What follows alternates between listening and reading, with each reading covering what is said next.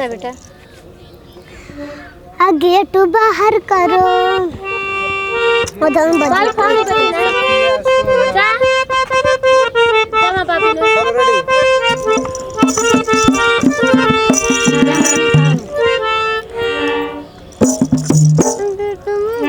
gate बाहर करो gate बाहर करो सखिया सुनाव गारी गेट बाहर करो सखिया सुनाव गारी गेट बाहर करो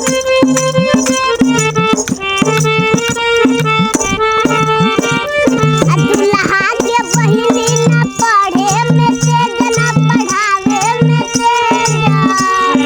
दुल्हा के बहिनी न पढ़े में तेज न पढ़ावे में तेज खाली छवटो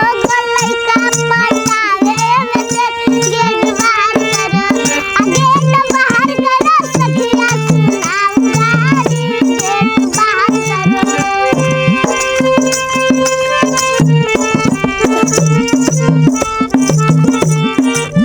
दुल्हा के फुआ के ननदोइया भतार बहनोइया भतार एगो पहिले से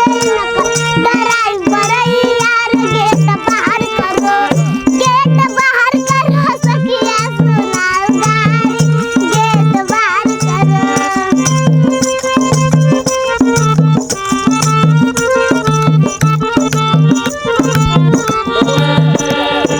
दुल्हा के मौसी ना पढ़े में तेज ना पढ़ावे में तेज दुल्हा के मौसी ना पढ़े में तेज ना पढ़ावे में तेज दुल्हा के मौसी ना पढ़े में तेज ना पढ़ावे में तेज खाली नवन गो लइका हो खावे में तेज गेट बाहर करो गाना होय गेट बाहर करो सखिया सुनाव गारी गेट बाहर करो सखिया सुनाव गारी गेट बाहर करो सखिया सुनाव गारी गेट बाहर करो सखिया सुनाव गारी गेट बाहर करो हाउ गाना मोरे छम्म के छेलो जनता घरी से खनो